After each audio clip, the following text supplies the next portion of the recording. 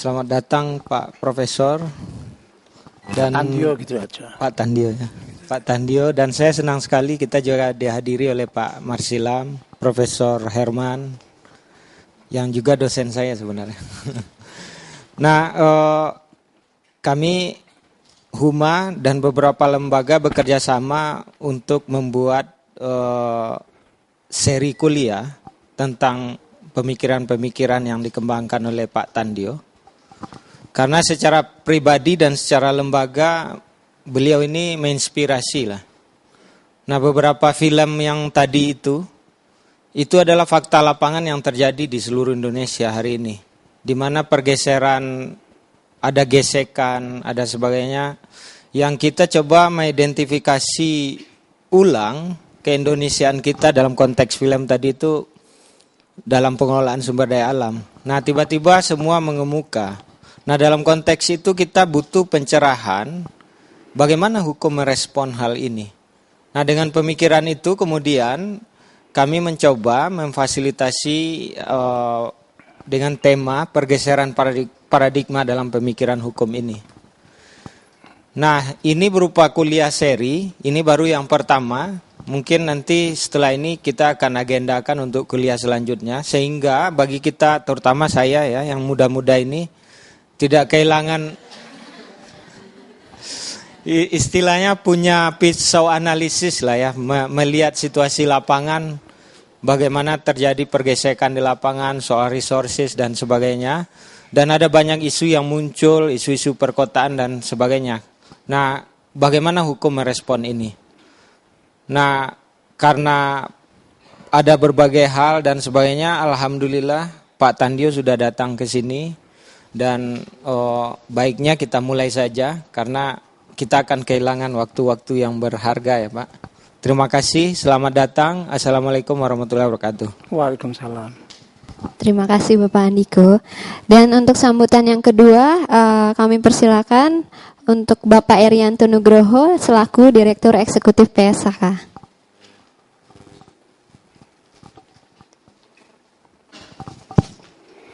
Terima kasih. Assalamualaikum warahmatullahi wabarakatuh. Saya nggak akan nambah panjang-panjang, tadi sebenarnya nggak usah ada sambutan lagi. Tapi mumpung sudah ke depan, saya hanya ingin menyampaikan terima kasih, kehormatan besar buat kami. Terima kasih atas energinya Pak Tandio yang sudah luar biasa, akhirnya bisa sampai ke sini. Terima kasih juga buat Huma Epistema yang atas kerjasamanya untuk penyelenggaraan ini. Kami juga ucapkan terima kasih atas kesabaran Ibu Bapak sekalian sebagai peserta yang sudah menunggu untuk bisa berdiskusi bersama hari ini. Itu aja dari saya. Terima kasih. Assalamualaikum warahmatullahi wabarakatuh. Waalaikumsalam. Terima kasih Bapak Erianto. Oke, acara yang selanjutnya yaitu kuliah dengan Bapak Tandio. Saya akan serahkan, mungkin ada moderatornya. Saya akan serahkan kepada Bapak Tani Sebastian. Selamat sore rekan-rekan semua. Akhirnya setelah penantian yang cukup lama, kita telah hadir bersama kita semua, Profesor Sutandio Wignu Subroto. Sore hari ini biar acara lebih akrab, kita sapa beliau dengan sapaan akrabnya Pak Tandio. Ada di sebelah saya, kali ini akan membawakan seri kuliah umum kerjasama Epistema Institute, Indonesia Jentera School of Law dan Perkumpulan Huma. Dan seperti yang sudah rekan-rekan ketahui, judul acaranya di sini adalah pergeseran paradigma dalam pemikiran hukum. Sekilas saja saya ingin memberikan informasi bahwa kuliah ini adalah rangkaian dari seri kuliah lainnya yang mengambil tema tentang pergeseran paradigma dalam pemikiran hukum. Nah, pergeseran paradigma kita sama-sama ketahui bila merujuk ke salah satu magnum opus, salah satu filsuf ilmu pengetahuan, Thomas Kuhn, itu diartikan sebagai scientific revolution. Diandaikan berarti ada satu masa yang bergeser dari satu paradigma pemikiran keilmuan ke paradigma yang lain. Lalu bagaimana dengan paradigma pemikiran hukum sendiri? Dan di sini satu poin yang akan kita bahas hari ini adalah paradigma pemikiran positivisme hukum. Dalam positivisme dalam ilmu hukum. Dan sore hari ini langsung saja kita sama-sama dengarkan ceramah dari Pak Tandio tentang paradigma positivisme dalam ilmu hukum. Pada Pak Tandio, silakan dimulai. Berapa lama? 1 jam. Hadirin sekalian yang saya hormati, Assalamualaikum warahmatullahi wabarakatuh.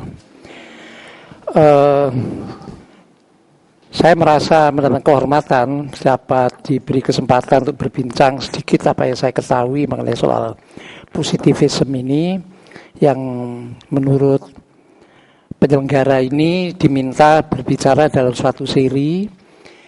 Tentu saja perbincangan pertama-tama mengenai positivisme itu, tapi diawali dengan pra-positivismenya, dan kemudian kalau ada kesempatan juga post-positivismenya.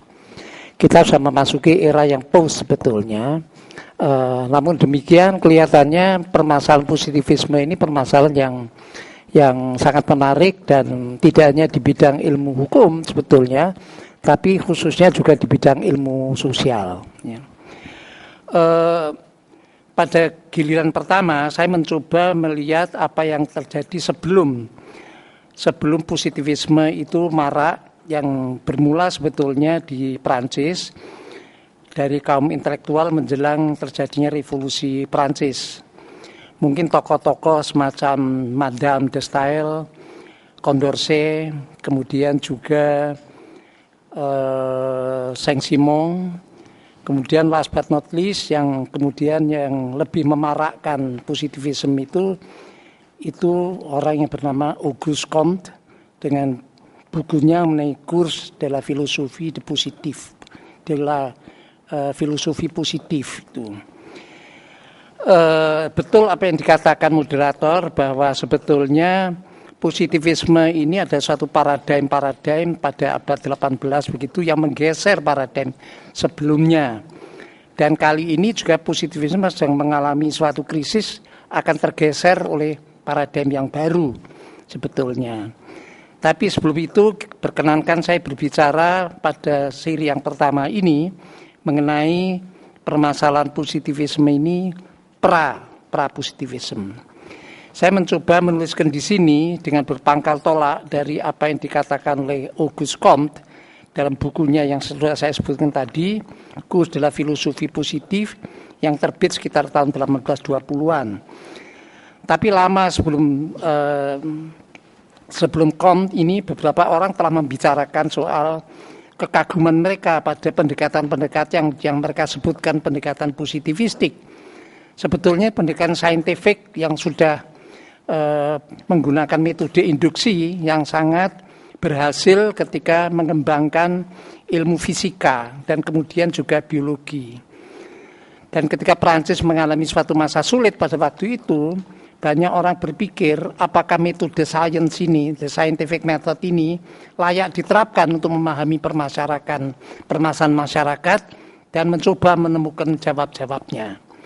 Pada masa-masa itu memang masyarakat dan segala permasalahannya dilihat, ditinjau dari sisi-sisi yang lebih dikatakan dengan bahasanya Auguste Comte ini pendekatan yang lebih bersifat teologik dan atau metafisik. Maka perkenankan saya berbicara dulu mengenai persoalan ini. Ya. Jadi Comte sendiri itu menyatakan bahwa ada 3 tahap. Dia tidak menggunakan kata paradigm dan paradigm shift, karena itu baru kemudian dimunculkan oleh seorang peminat sejarah fisika, Thomas Kuhn, yang bukunya juga sudah diterjemahkan sebenarnya dalam bahasa Indonesia.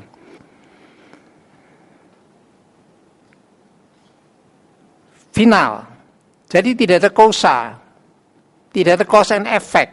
Bukan yang satu disebabkan oleh yang lain.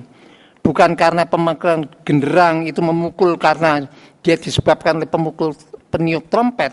Peniup trompet meniupkan trompetnya bukan karena dia itu disebabkan oleh bunyi yang lain. Tapi masing-masing membaca partiturnya sendiri, membaca perannya sendiri, dan kalau itu semua dikerjakan sesuai dengan apa yang telah ditetapkan secara a priori, maka harmoni akan terjadi. Sampai pun kemudian juga bisa di trace back, bisa dilihat kembali dalam tulisan-tulisan yang diberikan oleh para ulama Nasrani, terutama para padri Katolik. Ini yang seringkali disebut adalah Agustinus, yang kita mengutarakan adanya dua kerajaan, dua kingdom, atau dua civitas, dua peradaban, atau dalam bahasa Inggris yang diterjemahkan sebagai the city of God, ya, dan city dari world. Jadi yang dikatakan sebagai suatu established order itu diwujudkan dalam bentuk peradaban manusia atau peradaban dunia ini, ya, civitas terrena ini. Jadi kalau saya bacakan di halaman 2 dituliskan di sini bahwa lebih lanjut lagi paradigma Aristotelian ini berdalil bahwa situasi tertib yang ilahi itu tidak hanya pre-established tapi juga bersifat ideal. Kemudian paradigma Aristotelian ini bertahan lama sampai pun memasukkan pengaruhnya ke dalam doktrin-doktrin falsafati agama kemudian. Sehingga warna teologiknya kian nyata. Doktrin falsafati agama Nasrani selewatnya abad 1 dan abad 3, terutama dalam tulisan yang kemudian terkenal dari tulisan dari Agustinus dari Hippo, ya, yang dia menyebutkan adanya civitas Dei, negeri Tuhan. Inilah negeri yang dalam konsep Agustinus disejajarkan secara konseptual dengan apa yang disebut the pre-established God's order menurut paradigm dari Aristotelian itu. Dikatakan bahwa negeri Tuhan ini adalah suatu negeri metafisik yang berada di dalam alam spiritual untuk diperhadapkan secara oposisional dengan negeri yang pada waktu itu yang dikenal sebagai negeri Romawi, yang disebutkan ini negeri dunia, ya, dengan segala kekurangan dan kelengkapannya. Pemikiran Aristotelian ini ternyata tetap bertahan di dunia pemikiran kaum Nasrani sampai pun memasuki abad-abad 13, terutama bisa dilihat kembali dalam tulisan-tulisan. Kalau kita ingin menelaahnya secara lebih detail, ada pada tulisan-tulisan dari yang tokoh-tokoh semacam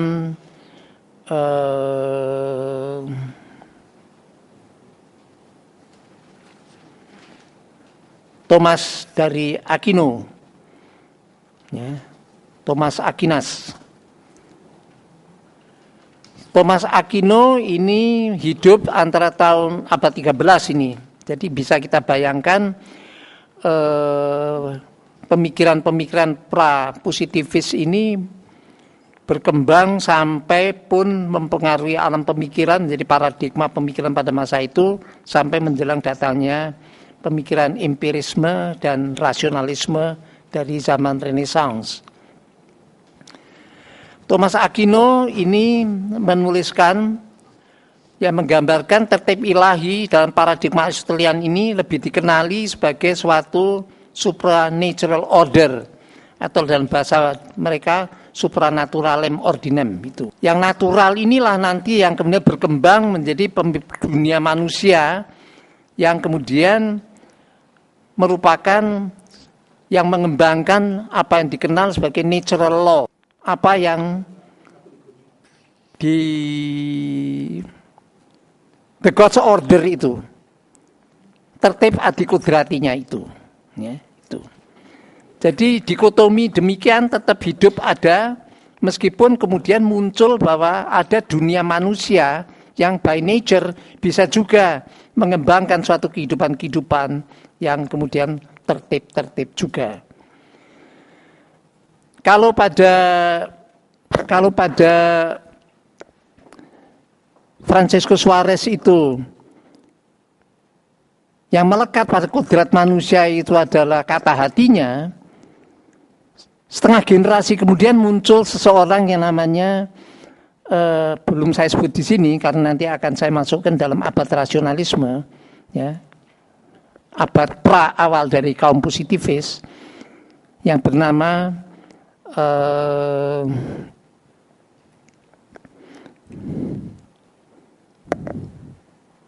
René Descartes, Cartesius, ya, yang by nature manusia itu bisa berpikir logis. Kalau pada Francisco Suarez, karena dia seorang padri, by nature manusia itu tahu mana yang baik, mana yang buruk, mana yang indah, mana yang tak indah. Kalau pada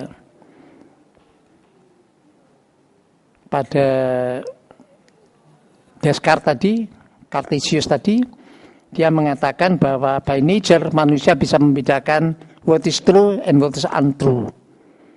Ya. Ini logics. Jadi tidak berbicara mengenai soal baik dan buruk, tapi berbicara mengenai, bukan bicara soal right or wrong, tapi bicara soal true or untrue. Ini yang kemudian bersamaan dengan masuknya paham-paham pemikiran-pemikiran scientific. Ya, yang jadi sebelum ke sana, saya kembali pada apa yang diutarakan Thomas Aquino tadi, bahwa di sini ada tertib adikodrati yang tunduk pada apa yang disebut predestiny, yaitu hukum takdir Tuhan. Tertib kodrati adalah tertib yang dikuasai oleh kebebasan kehendak manusia yang alami. Tapi kalau tertib adikodrati tidak, itu tertib kodrati adalah tertib di alam manusia yang bisa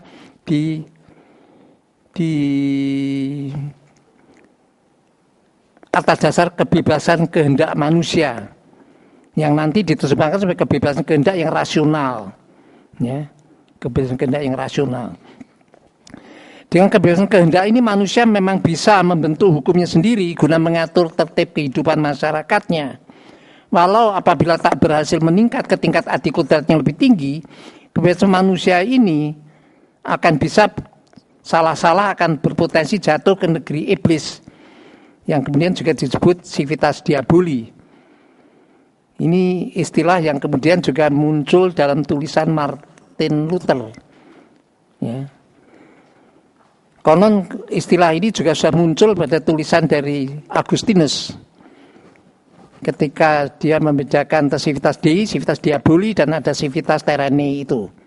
Ya. Upaya dari para padri itu bagaimana civitas terrena ini manusia kembali ke civitas Dei, tidak terseret ke civitas diaboli itu.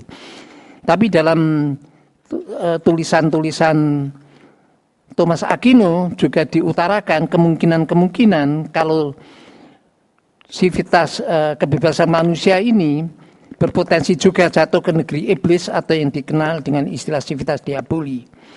Hukum yang dibentuk manusia adalah apa yang kemudian dikenali sebagai lex naturalis, yang kemudian terjemahan dalam bahasa Inggris natural law, yang kemudian kita kenal di dalam ilmu hukum kita aliran hukum alam itu.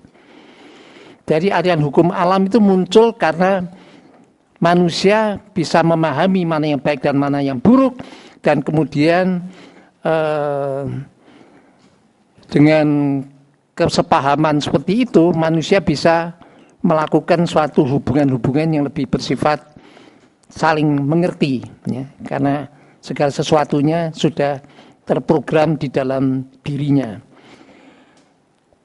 Pada perkembangan kemudian dalam sejarah, ketika para penjajah barat berlayar mengelilingi bumi dan bersumpah bangsa-bangsa non-Eropa, dan mengetahui bahwa sekalipun bangsa-bangsa non-Eropa ini tidak pernah kedatangan rasul dan tidak punya nabi dan kitab, mereka toh secara alami bisa mengembangkan tertib hukum dalam kehidupan mereka.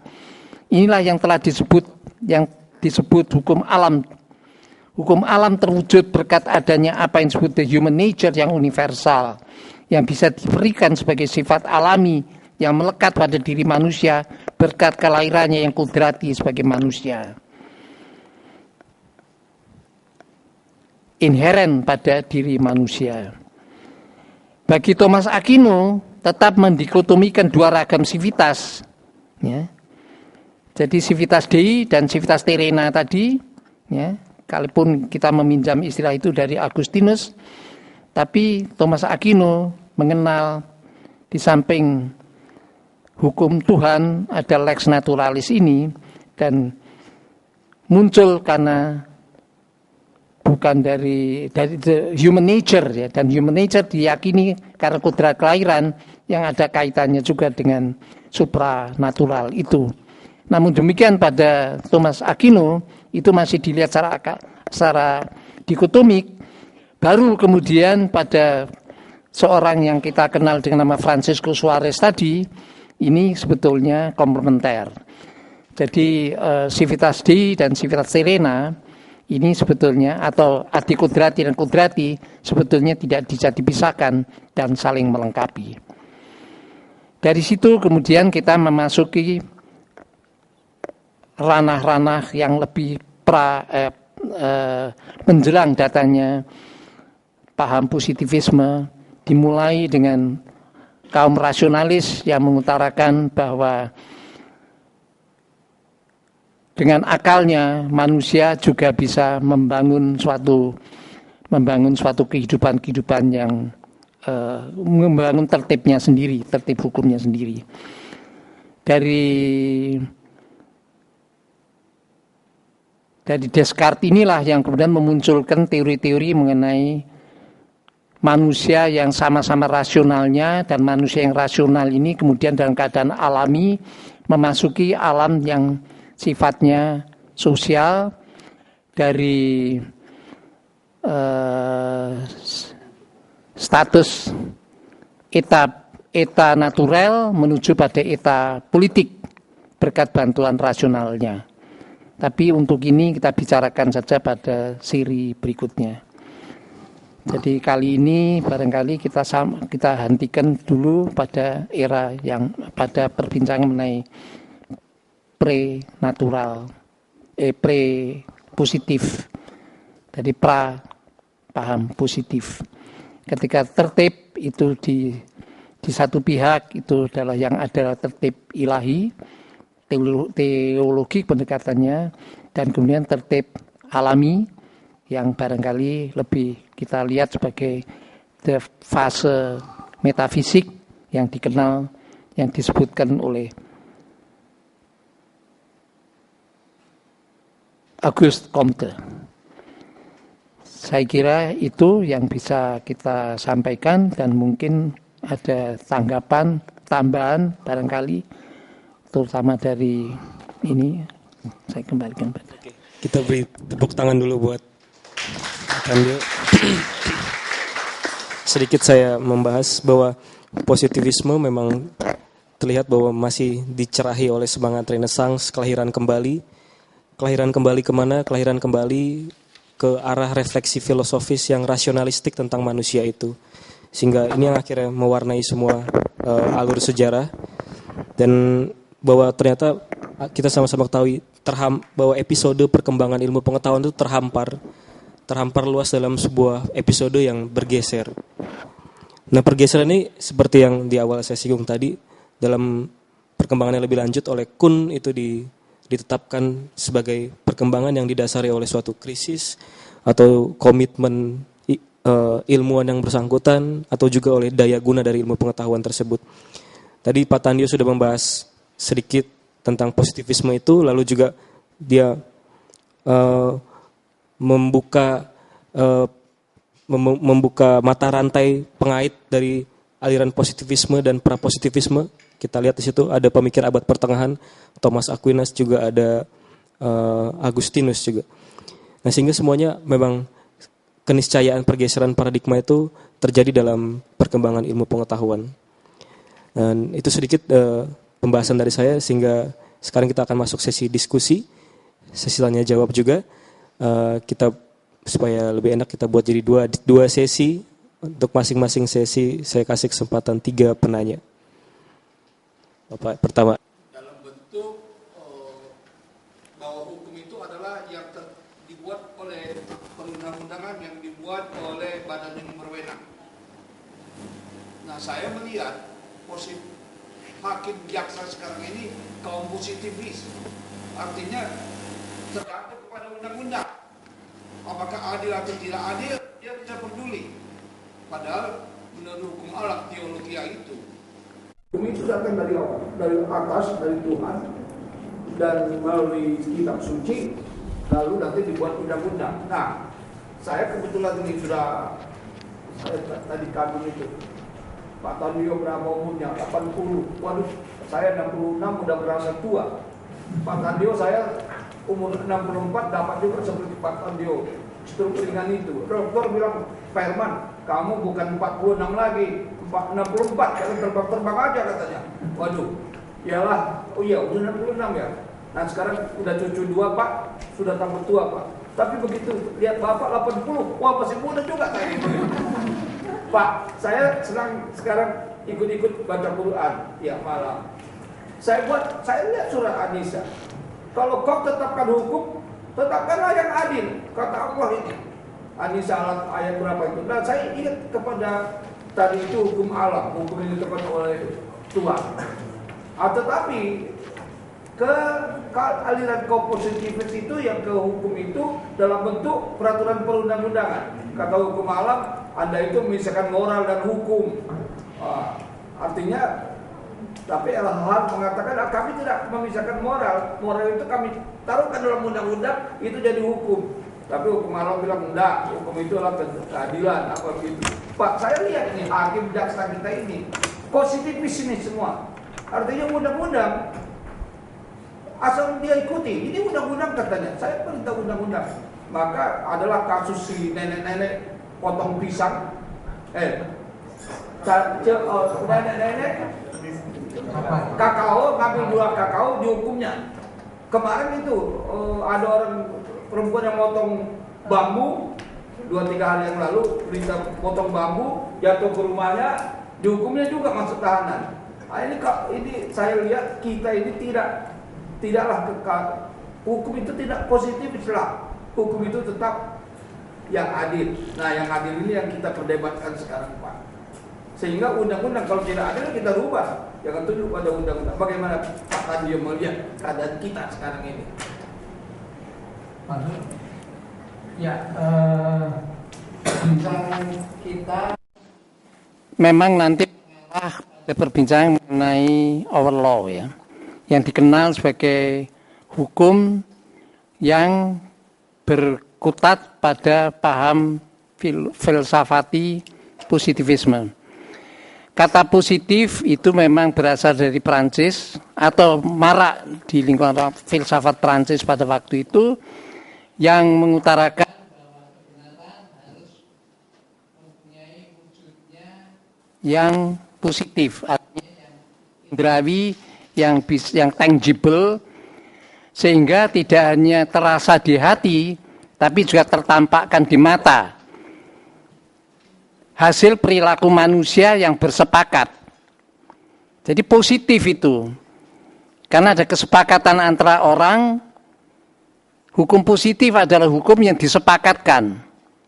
Tidak ada hukum kalau tidak disepakatkan oleh manusia. Tapi bukan by nature sama ngertinya, akan tapi eksplisit. Karena yang eksplisit itu yang positif. Positif dari kata posit. Posit itu tampil untuk menjadi ada. Ini ya rasional memang, oleh karena itu kalau terasa apa yang dikatakan Padri Yesuit yang bernama Suarez tadi, akan tetapi manusia itu tampil dalam bentuk akalnya, rasionya. Oleh karena itu yang terkenal ucapan dia adalah cogito ergo sum. Karena aku berpikir, maka aku menyadari kehadiranku. Kalau orang tidak berpikir irasional, dia hanya merasa bagian dari kolektivitas yang besar itu, dan dia tidak menyadari dirinya sebagai manusia yang mewujud, yang individual artinya. Cogito ergo sum. Dan by nature, orang yang rasional itu selalu mencari apa yang menyebabkan dia survive. Jadi selamat jiwa dan raga, memiliki harta kekayaan untuk bekal hidupnya. Jadi lalu mengarah ke sana memang. Sehingga ketika orang sudah jenuh dengan persoalan seperti ini, ingat kembali apakah dunia ini hanya rasional? Apakah rasio saja? Apa hanya bisa dibenarkan dengan akal saja? Apakah juga hanya berkaitan dengan survival, physical, dan kemudian juga material, Oleh karena itu hukum positif kalau kita sudah sampai ke sana, meskipun itu mungkin kita bicara lebih panjang lebar pada era kemudian, itu adalah bahwa hukum undang-undang kita itu selalu melindungi dua hal itu, keselamatan tubuh dan keselamatan harta. Hukum pidana itu separuh itu mengenai perlindungan pada keselamatan jiwa raga manusia. Tidak bisa dianiaya, tidak bisa diseksa, tidak bisa dibunuh, tidak bisa dilukai. Hukum positif melindungi itu, karena human nature secara rasional itu selalu mencari keselamatan, menghindari kematian, dan melanjutkan survivalnya, physical survival. Dan kemudian juga harta bendanya. Separuh dari hukum pidana kita melindungi ya dari perampokan, pencurian, penodongan, penipuan. Boleh dibilang demikian. Itu yang adil. Siapa bilang adil? Ya kita semua melalui kesepakatan. Apa perasaan adil tiap orang sama? Ya enggak. Itu Jeremy Bentham mengatakan dia seorang positivis juga meskipun bahasa dari Inggris. Untuk mengutarakan ya mana yang paling bermanfaat untuk jumlah yang paling besar, itulah sejahtera. Bukan kesejahteraan individual, tapi kesejahteraan orang dalam masyarakat ini. Karena masyarakat dibentuk karena kesepakatan manusia. Dari situasi alami, yang dalam bahasanya Rousseau itu disebut eta naturel, masuk ke eta ini. Oleh karena itu kalau kita bicara keadilan, itu tidak bisa pada undang-undangnya, tapi pada hakimnya. Oleh karena itu bisa terwujud ketika hakim diberi posisi yang penting seperti di negeri common law system. Tapi mengikuti tradisi Prancis, hakim itu hanya mulut saja. Uniquement la bouche. Ya, jadi ya tidak lain daripada mulut. Nah, itu munculnya juga dari de Montesquieu sebetulnya ketika dia menghadapi hakim-hakim yang semula pada zaman raja-raja itu ancien regime sangat mementingkan kepentingan kerajaan. Sehingga ketika revolusi terjadi, hakim itu kemudian dihabisi juga perannya untuk membentuk hukum in concreto.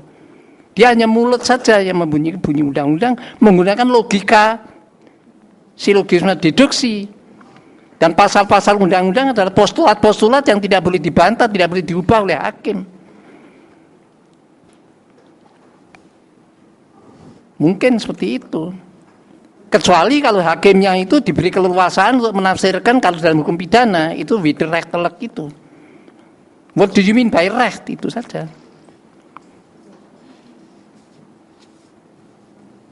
Jadi barang siapa mengambil barang milik orang lain secara melawan hukum, hukumnya siapa yang dilawan? Kalau Pak Prof. Erman tadi mengutarakan adanya nenek yang mengambil kakao tadi di pidana, itu widerrechtelijk apa tidak ngambil itu? Melawan hukumnya siapa? Hukum investasi, hukumnya parlemen atau hukum adat di situ? Nah kalau zaman kolonial dulu, widerrechtelijk itu bisa diartikan sebagai melawan hukum adat juga. Kita sama-sama tahu suatu konsep dualisme Cartesian. Dualisme Cartesian di mana Descartes itu mengungkapkan dengan pemikiran refleksifnya bahwa dibagi menjadi dua, segala sesuatunya itu sumber pengetahuan dibagi menjadi dua, yaitu res cogitans, terus rex extensa, ada tubuh, ada jiwa. Pada gilirannya itu semua akan terolah, menubuh dalam pemikiran hukum yang tadi disebut oleh Pak Tandio, rasionalistik, eksplisit, juga tertulis. Dan itu semua dalam literatur filsafat dan keilmuan itu ada dalam alam pemikiran yang namanya alam pemikiran modernitas. Jadi saya pikir itu adalah salah satu bentuk dari modernitas pemikiran dalam hukum.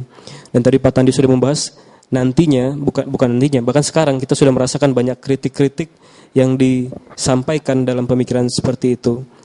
Kita tahu bahwa akhirnya pemikiran ilmu pengetahuan, pemikiran filsafat sampai pada pemikiran yang postmodern nanti. Dan di situ mulai disinggung-singgung masalah bahwa ternyata pengetahuan, kebenaran itu bukan soal rasionalistik, bukan soal pembagian antara yang bernilai atau yang objektif, tapi juga ada unsur-unsur pengalaman. Lalu nanti akhirnya di situ ada fenomenologi, ada kajian-kajian kebahasaan, kajian-kajian hermeneutika juga ada di situ nanti. Itu adalah fase berikutnya dari positivisme. Dan mulai ada tendensi ke arah sana, terutama dalam pemikiran hukum juga. Tadi pertanyaan pertama dan pembahasan pertama, saya beri kesempatan lagi untuk rekan-rekan yang ingin memberi pertanyaan atau tanggapan. Dipersilakan. Iya, Bapak silakan.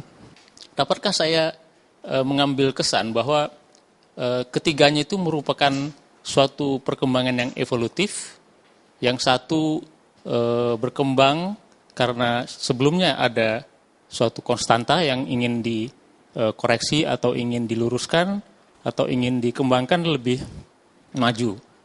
Dan apakah memang demikian adanya? Nah, sebelum saya datang ke sini, saya coba search istilah pra-positivisme atau dalam bahasa Inggris pre-positivism, itu nggak ketemu, Pak.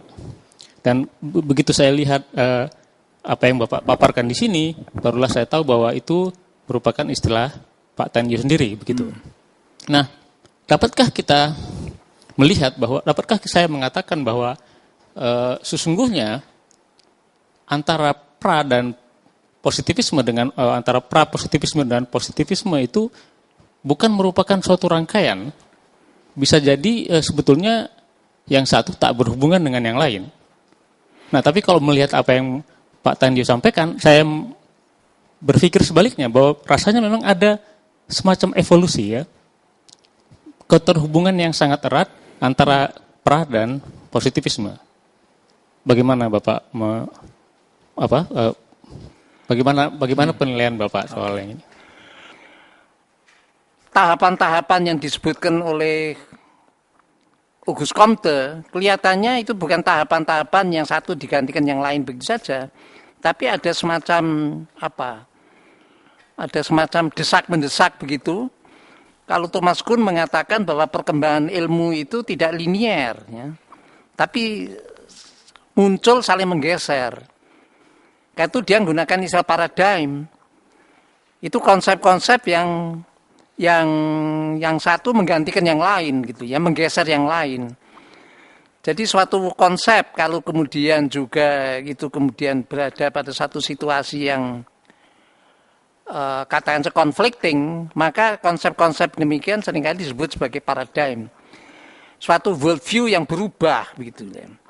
Dan kalau Thomas Kuhn mengutarakan bahwa apabila satu paradigm itu menjadi basis dari ilmu-ilmu, menjadi basis dari perkembangan teori-teori dan ilmu, tapi kemudian teori ilmu yang telah dibangun tidak bisa menjawab permasalahan-permasalahan, maka orang menjadi galau. Mungkin istilah sekarang galau. Timbul ketidakteraturan, anomali-anomali, dan orang kemudian harus menemukan basis pemikiran baru untuk menjawab permasalahan seperti itu. Jadi mungkin pemikiran Aristotelian, kemudian yang metafisik, mungkin bertahan karena dia bisa menjawab kebutuhan-kebutuhan manusia pada masa itu. Tapi kemudian ketika muncul situasi kehidupan yang berubah, munculnya Renaissance, penjelajahan bumi, perjumpaan dengan kultur bangsa-bangsa baru. Seperti saya katakan tadi, ada bangsa yang tidak punya kitab, tidak punya rasul, tapi kok yang bisa ngerti. Kalau begitu penjelasan-penjelasan teologik yang telah ada nggak bisa menjawab ini. Lalu harus dijawab dengan suatu cara pandang baru. Lalu memunculkan studi mengenai human nature tadi, misalnya naturalisme, misalnya begitu. Ternyata manusia juga di mana-mana bisa membangun masyarakatnya sendiri. Tidak hanya diajari oleh para nabi, tapi juga bisa belajar. Mungkin ada paradigma baru, dari diajar menjadi belajar. Misalnya seperti itu. Ya. Mungkin di kitab juga bisa berubah. Dulu kitab konon mengatakan bahwa ketika Tuhan menciptakan bumi seisinya dan Adam diciptakan, Adam itu diajari oleh Tuhan, ditunjukkan ini apa, ini apa, ini apa, ini apa. Tapi kitab-kitab setelah Renaissance umumnya mengatakan bahwa Adamlah yang datang pada Tuhan dan bertanya. Ini kan suatu paradigma baru dari diajar menjadi belajar. Dan paradigma yang satu mungkin digeser oleh paradigma yang lain. Mungkin sekarang di dunia pendidikan kita juga demikian. Mungkin guru itu digugu, ditiru, mengajar. Tapi sekarang juga ada pendekatan andragogik. Ketika cara pedagogik digeser oleh paradigma baru. Pemahaman baru. Misalnya di bidang pendidikan. Dulu anak dipandang fitrahnya buruk, jelek. Proudhon mengatakan bahwa manusia itu, masyarakat manusia itu selalu diserbu. Monster-monster kecil yang keluar dari gua garba. Dan kalau tidak segera dijinakkan, masyarakat akan runtuh. Peradaban akan runtuh. Itu monster kecil yang namanya bayi-bayi ini harus segera dijinakkan. Tapi paradigma baru tidak mengatakan demikian, fitrahnya baik. Dia akan berkembang sesuai dengan kodratnya. Tugas orang tua tidak menjinakkan, tapi membimbing. Ini kan paradigma baru. Apakah yang lama sudah tergeser atau belum? Ini persoalan geser-menggeser saja. Tidak dibinasakan, cuma digeser ke pinggir gitu. Itu kalau perbincangan mengenai the scientific revolution dalam arti ada semacam paradigm shift itu. Revolution dalam arti paradigm shift. Mungkin dua-duanya bisa juga dibicarakan begitu. Kalau evolusi kan yang satu diperbarui begitu. Dengan munculnya elemen-elemen baru. Tapi kalau Kuhn melihatnya itu sebagai tidak hanya yang satu diperbarui oleh yang lain, tapi digeser. Jadi ketika saya diminta apa bisa menyiapkan perbincangan dalam tiga fase, yang pra, yang positif dan yang postnya nanti, karena kita memasuki era post gitu, post struktural, post nasional, post segala macam post, termasuk post positif. Ya, mari kita masih kekurangan bahan mengenai soal ini sehingga dibuka sebagai suatu discussion, terutama era-era yang post-positivis. Tapi itu kalau saya bisa menafsirkan perkembangan itu dari kacamata saya. Baik Pak, tadi Bapak sampaikan sebenarnya kita berada pada posisi post saat ini, gitu ya. Walaupun materi yang disampaikan saat ini kita membahas lebih kepada positivis itu sendiri. Saya memang agak sedikit tidak sabar gitu posisi post ini kondisinya seperti apa gitu ya. Okay. Apakah bagaimana yang ciri yang bisa menunjukkan kita pada posisi post? Apakah tadi disampaikan bahwa ada kecenderungan kita kembali ke arah natural law? Itu yang seperti apa saat ini gitu. Ini mohon maaf kalau ini mungkin menjadi sesi yang berikutnya pembahasan setelah positivis, tapi mungkin ada ulasan sedikit untuk ke sana. Nah, apakah saya membayangkan ketika misalnya saat ini banyak peraturan perundang-undangan yang sudah mulai mengatur masalah etika, moral menjadi satu bentuk peraturan gitu ya, seperti beberapa kontroversi yang terdahulu dengan undang-undang pornografi yang mengatakan apakah hal seperti itu perlu diatur dalam undang-undang, kemudian pengaturan tentang etika yang itu kemudian akan diatur juga dalam peraturan seperti etika penyelenggaraan aparatur. Ini karena saya berangkat dari peraturan perundang-undangan, Pak, saya bekerja di Ditjen Peraturan Perundang-undangan, jadi saya apakah itu salah satu ciri gitu ya, kita memang mengarah kepada kembali kepada aturan-aturan yang sifatnya moral seperti itu. Karena kalau dalam paradigma positivis dikatakan bahwa positivisme itu seperti memisahkan hukum dengan moral gitu. Nah, ketika kita kembali seperti tadi, apakah itu satu ciri itu ataukah bagaimana pandangan Bapak sesungguhnya kondisi yang ada saat ini? Begitu Pak. Terima kasih. Perbincangan kita memang meskipun ini bicara soal the past ya, pra positivis, tapi kelihatannya juga relevansinya dengan permasalahan-permasalahan yang kita hadapi sekarang gitu ya.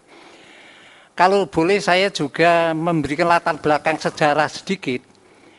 kaum positivisme itu sebenarnya munculnya pada era jaya-jayanya atau tengah memuncaknya kehidupan nasional sebetulnya. Jadi ketika nation state itu terbentuk, orang seperti memerlukan suatu hukum baru gitu ya.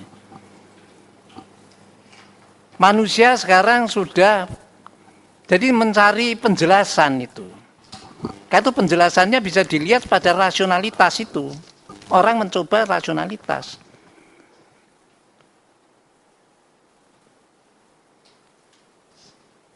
Jadi dasar filsafat rasionalismenya itu bahwa tiap manusia itu ada rasional. Dan rasional itu hanya karena manusia rasional, maka keselamatan dia dan survival dia hanya bisa dilindungi oleh suatu organisasi kehidupan yang lebih kukuh. Itu nation state itu. Oleh karena itu kemudian muncul teori perjanjian sosial itu, kontrak sosial itu. Itu masih pada taraf spekulatif. Jadi tidak ada bukti sejarah, tidak ada data. Tapi para pemikir, bukan ilmuwan mereka, tapi denkers. Dulu ketika saya belajar di fakultas hukum dulu, buku itu judulnya Denkers over Staat and Recht. Para pemikir mengenai grote denkers over Staat and Recht. Pemikir-pemikir besar mengenai hukum dan negara. Ya. Pemikir. Jadi bukan peneliti, bukan saintis, tapi pemikir. Dan pemikir sangat spekulatif. Dia menspekulasikan bahwa ini rintisan yang kaum positivis. Kalau manusia rasional, kalau mereka itu kemudian berada dalam keadaan alami, yang secara alami dia itu adalah makhluk yang bebas, maka yang terjadi malah suatu konflik, mungkin yang digambarkan oleh Thomas Hobbes sebagai bellum omnium contra omnes itu, perkelahian semua melawan semua, dan yang akan diuntungkan itu demi survival mereka kemudian melakukan kesepakatan. Itu teori perjanjian sosial, teori spekulatif nih. Kontrak sosial ditulis mulai dari Thomas Hobbes, atau mungkin juga Socrates, saya kira juga pernah menyindirkan soal itu. Ketika dia dihukum mati dan harus minum racun, dia tidak mau lari meskipun diberi kesempatan untuk lari ketika dihukum mati itu. Tapi dia tidak mau karena dia komited dengan perjanjian-perjanjian yang telah ada.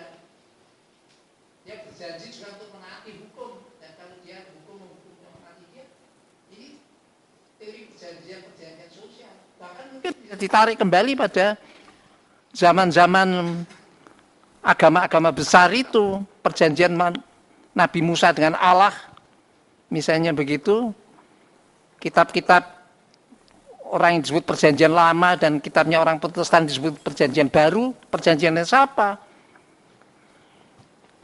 Kemudian rule of law yang muncul dari perjanjian antara Paus Gregorius dengan Kaisar Heinrich, mengenai antara hukum dunia dan hukum Tuhan, itu semua kan teori perjanjian.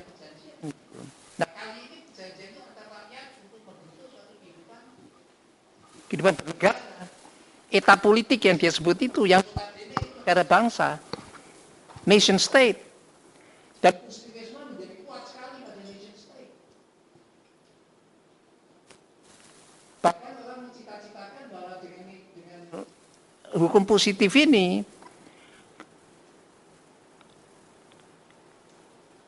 bangsa Perancis yang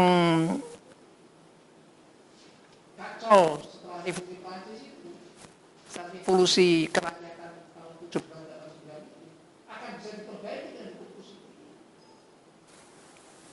Itu Napoleon kemudian juga menyatakan pembentukan hukum-hukum itu yang diundangkan dalam kitab Code Civil de France itu zaman ketika positif ini mendapatkan tempat. Nah sekarang kalau kita bicara nation state sekarang masih utuh atau tidak? Apa perbatasan positif itu juga lex territorialis. Menggantikan hukum agama yang dispersonal, melekat pada manusianya.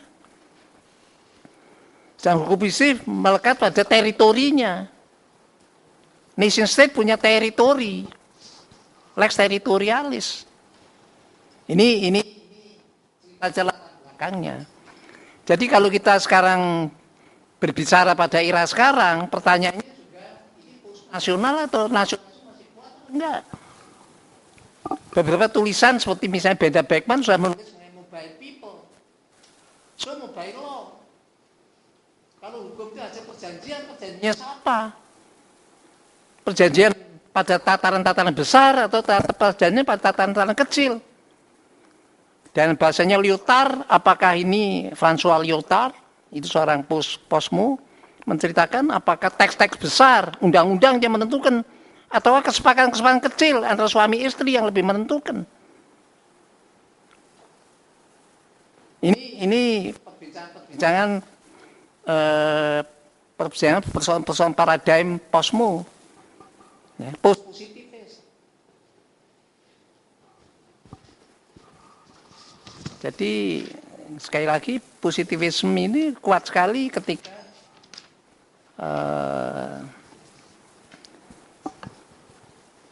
negara bangsa, the nation state itu. Nah di Indonesia sekarang apakah juga nation state itu masih utuh atau sebetulnya juga belum pernah terjadi? Dan hukum perundang-undangnya kisruh itu karena juga nation state-nya juga masih kisruh atau sebaliknya? Ini yang sebetulnya menjadi permasalahan yang sedang kita hadapi sekarang.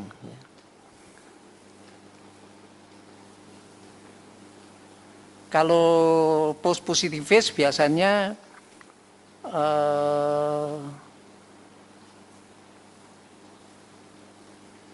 yaitu mungkin dengan apa yang dikatakan Lyotard tadi, ada teks-teks kecil. Jadi kalau hukum itu adalah teks besarnya itu barangkali undang-undang, tapi teks kecil itu ya yang disepakatkan dalam kaum-kaum, komunitas-komunitas tertentu.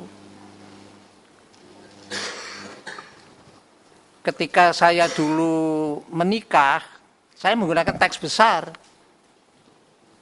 undang-undang, hukum agama, hukum undang-undang ditaati benar. Tapi setelah jadi membentuk rumah tangga, saya menulis teks kecil.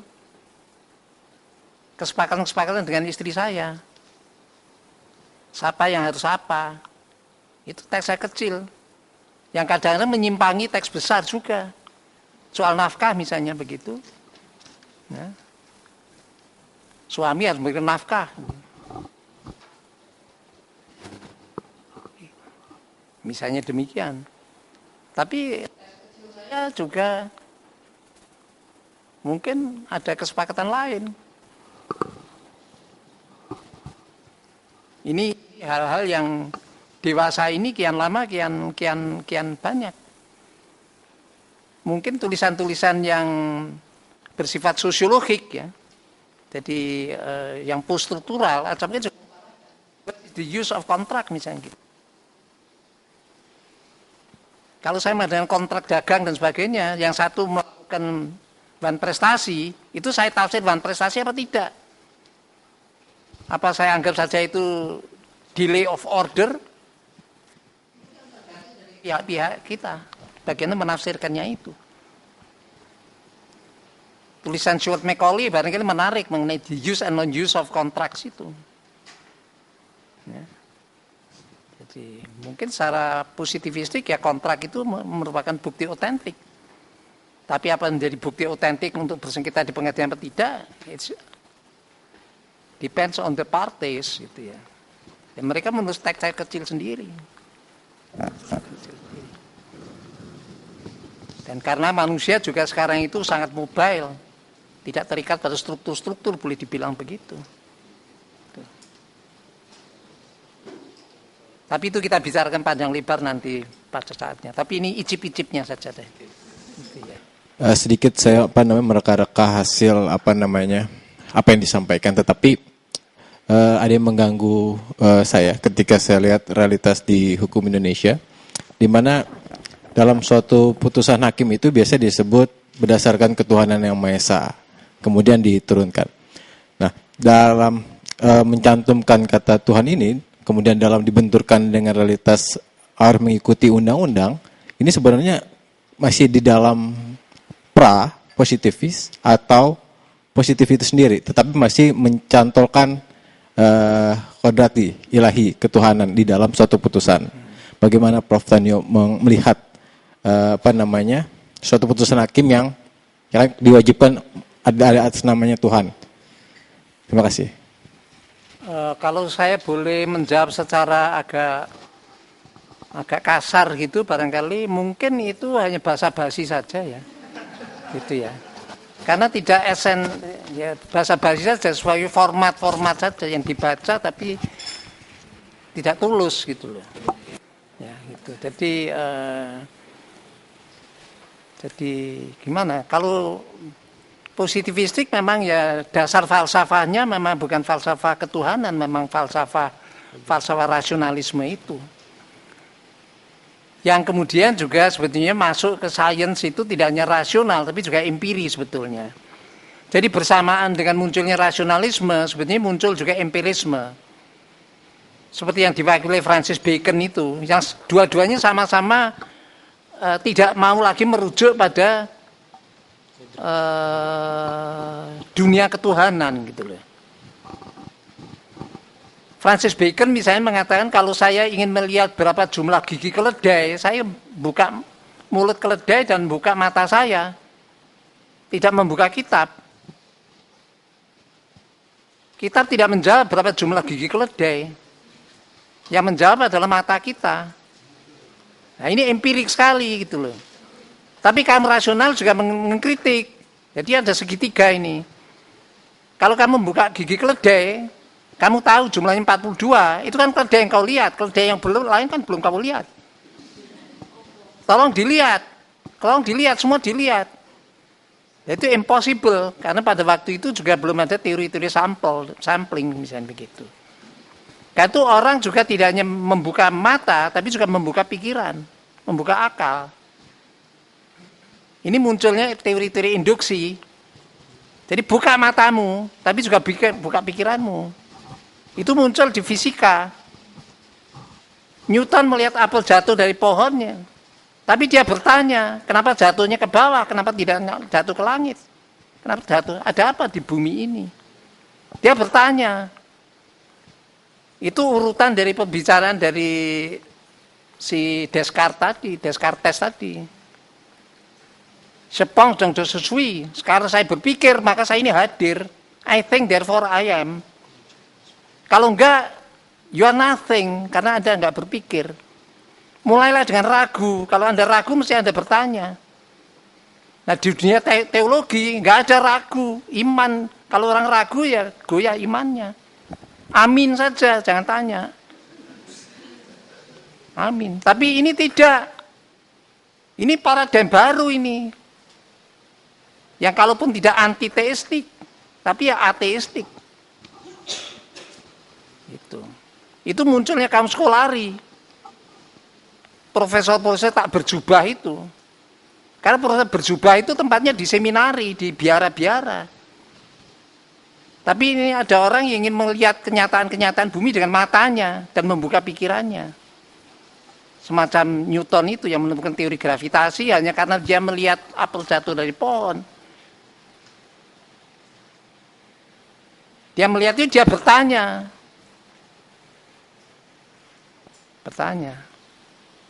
Kalau bertanya dia mencari jawab.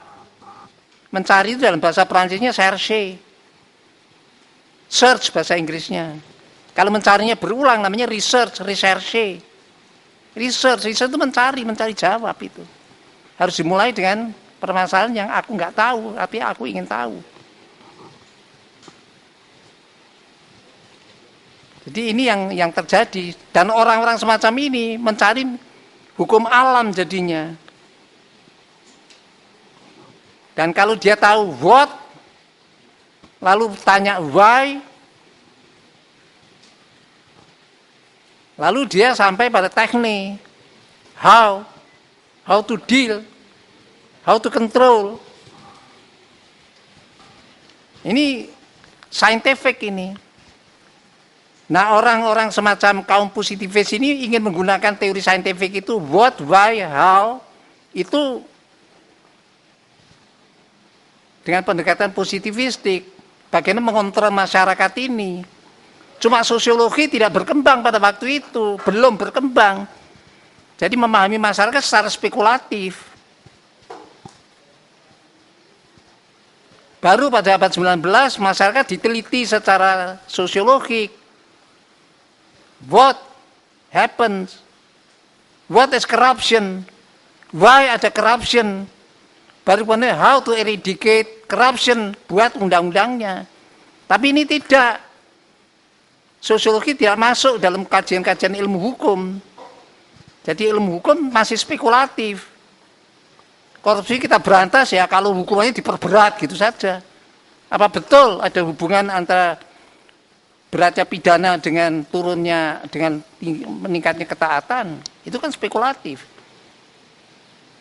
Dan sekarang malah studi-studi sosial secara positivistik ini untuk membantu hukum yang positif ini terusir dari kurikulum fakultas hukum.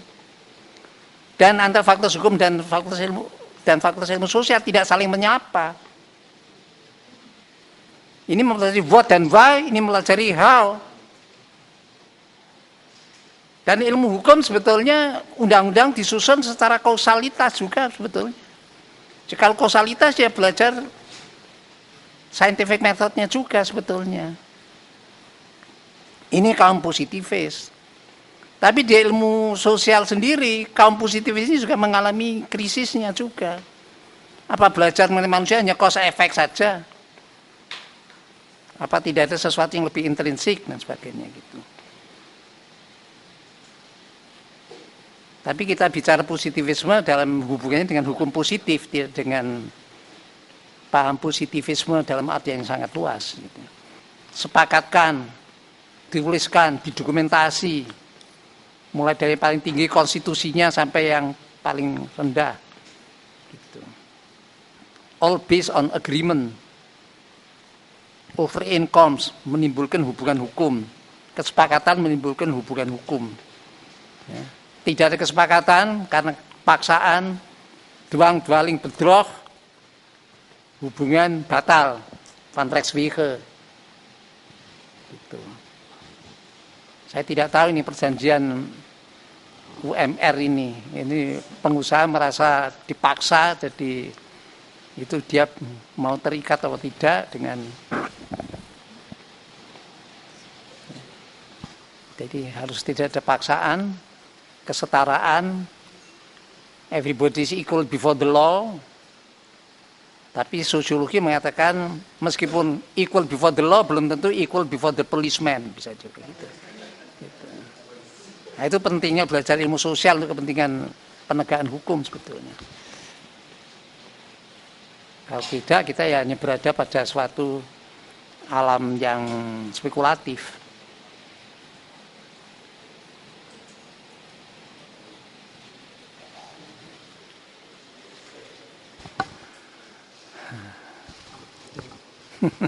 Oke, menarik sekali dari sekedar pertanyaan tentang prinsip ketuhanan dalam pemikiran hukum Pancasila, ternyata punya akar sejarah yang panjang sampai ke tegangan antara rasionalisme, empirisme, lalu juga tentang perkembangan kontemporer pengetahuan hukum yang berkembang di fakultas-fakultas hukum saat ini.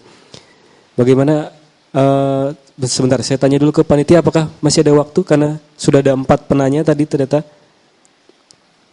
Masih ada waktu untuk diskusi? Oh, ternyata masih tersisa 1 kesempatan lagi untuk 1 orang. 1 orang yang beruntung, ya. Jadi dari kalau mendengar penjelasan dari situasi hukum yang sudah sangat ironis sekarang, bahkan mungkin ini ya, khususnya hukum positivis gitu. Ya, saya melihat mungkin kalau berdasarkan cerita dari pra-positivis sampai yang kemudian disebut sebagai positif, ya ini ini lebih sebagai rangkaian dari dialektika perkembangan masyarakat gitu. Nah, kenapa mungkinkah kita bisa melihat bahwa sebenarnya hukum positif ini bagian dari alat dari kelas sosial yang berkuasa untuk menguasai kelas sosial yang lain begitu. Apalagi kalau kebetulan sini ada Pak Marsilam, kita mungkin dulu familiar sering baca buku beliau tentang pandangan negara integralistik gitu. Jadi negara yang integralistik di mana negara menganggap diri sebagai orang tua dan kemudian membuat hukum-hukum yang akhirnya hanya menjadi alat untuk menjaga kekuasaan saja. Nah, makanya kemudian orang rindu dengan hukum masyarakat gitu, hukum yang betul-betul lahir dari kesepakatan masyarakat, lahir untuk menjaga tertib sosial. Mungkin semangat dulu zaman ketika orang masih hidup secara subsisten saja, tidak berebut resource sumber daya alam, dan kemudian cita ideal hukum itu ya hadir untuk menjaga ketentraman di antara masyarakat gitu. Saya kira seperti itu ya.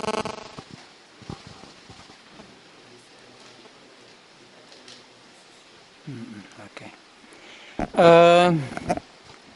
Sebetulnya ketika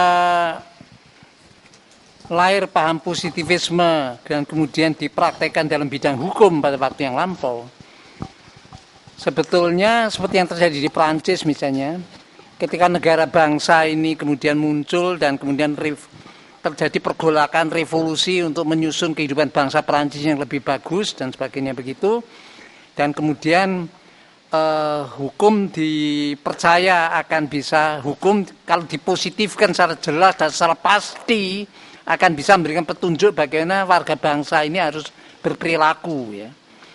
Pada waktu itu sebetulnya hukum positif itu merupakan suatu positivisasi sebetulnya dari tradisi-tradisi yang telah ada. Kalau saya boleh melihat suatu hukum nasional yang paling awal seringkali sebagai contoh, itu Kode Napoleon itu, kitab undang-undang zaman Napoleon, itu kan dibentuk, istilahnya dibentuk, itu ius yang dibentuk. Jadi hukum yang adil itu, keadilan ius ya justice yang kemudian dibentuk, ius constitutum, tidak dibuat, dibentuk istilahnya. Sampai sekarang kita membentuk undang-undang gitu ya.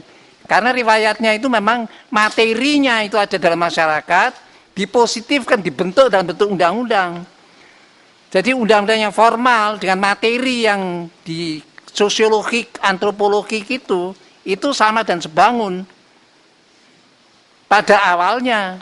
Karena itu hanya positivisasi saja, itu ius, itu keadilan, itu justice. Tapi yang mempunyai bentuk yang positif, constitutum. Ya. Seperti di Perancis itu dulu itu Coutume de Paris itu tradisi-tradisi orang Perancis, khususnya di sekitar Paris, Coutume de Paris, dibukukan, dituliskan, disistematisasi oleh panitia Carambert kalau nggak salah itu, 4 orang saja cukup itu, dan setelah jadi diumumkan ini hukumnya bangsa Perancis, dan orang Perancis homogen, relatif homogen, itu menjadi standar perilakunya orang Perancis. Bahasanya distandarisasi juga ini bahasa orang Perancis. Model standar-standar begitu. Yang sulit diterima, sulit dikerjakan oleh negara-negara bekas jajahan. Seperti Indonesia ini. Karena Indonesia terdiri sekian bangsa, banyak bangsa tua. Bangsa Aceh dengan bangsa Papua itu bangsa-bangsa tua. Mau jadikan bangsa baru dengan hukum baru, angkat sulit. Kalau Perancis tidak. Itu dalam satu teritori mereka orang Perancis, berbahasa Perancis, hanya dialek berbeda-beda distandarisasi. Kultumnya, tradisinya distandarisasi, dibentuk dalam kitab undang-undang. Lalu muncul asas ignoratio juris. Orang tidak boleh menolak berlakunya undang-undang dengan dalih saya tidak pernah membaca. Memang Anda mungkin belum pernah baca undang-undang, tapi materinya Anda tak tahu. Karena itu diambil dari hukum rakyat sendiri. Itu riwayatnya seperti itu. Tapi sekarang perkembangan kian besar, kian berubah, perkembangan kecepatan berbeda. Masalah kian menjadi majemuk. Prancis sekarang juga dimasuki orang-orang dari Maroko, orang dari Aljazair, orang yang beragama tidak hanya agama Nasrani. Standarisasi perilakunya seperti apa? Diperlukan suatu kesepakatan baru. Nah, mungkin apa tidak? Ini hal-hal yang ini. Kalau tidak mungkin dalam narasi-narasi besar, apa kesepakatan harus diturunkan pada narasi-narasi kecil? Itu pencarian-pencarian yang sekarang sedang menjadi pemikiran-pemikiran pada politik dan filsafat hukum pasca positivisme ini. Dan sayangnya pendidikan hukum di Indonesia tidak mendidik pemikir, mendidik pekerja saja gitu loh. Legal worker, tidak ada legal thinker-nya. Ini hal-hal yang dipandang penting apa tidak untuk kepentingan pembentukan kebijakan hukum, saya tidak tahu. Tapi ini yang saya utarakan bahwa memang pada prinsipnya harus ada kesepakatan. Tapi kesepakatan siapa dengan siapa? Sekarang ada undang-undang perburuan, buruhnya ikut sepakat apa tidak? Misalnya begitu. Namanya undang-undang perburuan. Tapi buruhnya ikut diwakili, ikut bicara apa tidak? Kalau dia tidak merasa diwakili, ya dia meneriakkan keinginannya melalui cara-cara yang sekarang seperti kita alami sekarang. Karena tidak ada jalan lobby masuk ke lingkungan DPR ya. Ini masalah-masalah yang kita lihat meskipun prinsip-prinsipnya itu berasal dari abad ketika positivisme itu dipakai untuk mengembangkan suatu hukum nasional yang akan berperan untuk penegakan kehidupan nasional gitu. Tapi perkembangan zaman, realitas-realitas sosiologik, antropologik sudah berubah, berbeda. Sehingga kalau model-model paham yang lama tidak lagi bisa menjawab, paradigm ini mesti harus pada saatnya di-shift. Dicarikan paradigm baru. Ada pencarian apa tidak? Karena kalau tidak, nanti paradigm ini bukan memecahkan masalah, malah menjadi bagian dari masalah itu sendiri. Mungkin yang tengah kita rasakan sekarang. Jadi kita mencoba menyelesaikan tertib masyarakat ini dengan undang-undang, ternyata undang-undangnya sendiri menjadi masalah. Ini